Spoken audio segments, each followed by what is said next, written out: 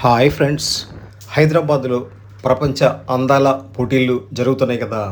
ప్రపంచ అందగత్తెల్ని చూద్దామని ఒకరోజు ట్యాంక్ బండకైతే వెళ్ళడం జరిగింది.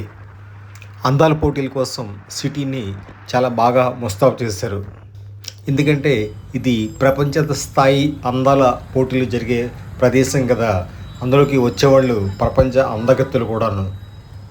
ట్యాంక్ బండ్, చార్మినార్, హుస్సేన్ సాగర్, ఎల్బీ స్టేడియం, హైటెక్ సిటీ వంటి ముఖ్య ప్రదేశాలను విద్యుత్ దీపకాంతులతో, రంగురంగుల డెకరేషన్లతో శోభాయమానంగా అలంకరించేశారు.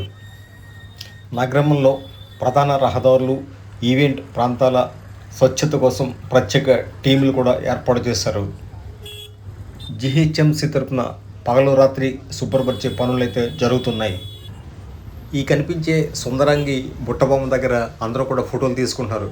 చూడండి, మిస్ వరల్డ్ 2025 ఈ కాంటెస్ట్తో ఇక్కడ ఫోటోలు దిగుతున్నారు. ఇక్కడ ఈ పైన కింద అందరూ కూడా అమ్మాయిలు, అబ్బాయిలు కూడా.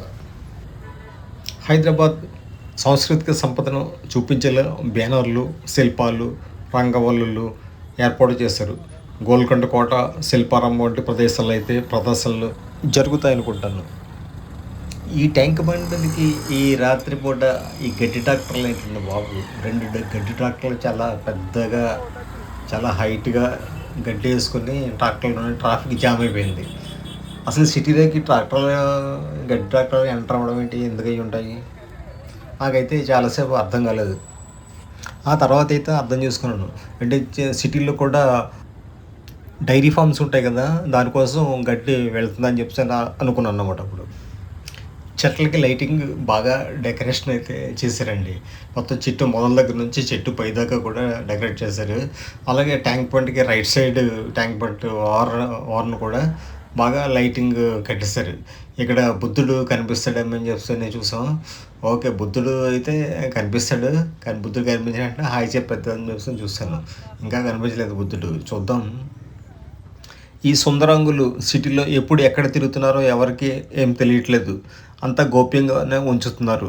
ఈరోజు అయితే ఇక్కడికి వస్తున్నట్టుగా ఏమీ తెలియలేదు. మళ్ళీ రేపు కూడా రావాల్సి ఉంటుందేమో, చూద్దాం.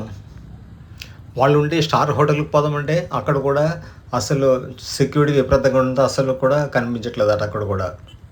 ఇంకా వెళ్ళిపోదాంలే అని డిసైడ్ అయ్యుకొని ఒకసారి బుద్ధుడిని చూసేదాన్ని. అదిగో బుద్ధుడు, అదుకోండి. హాయ్ బుద్ధాజీ, జై బుద్ధ, నమస్తే.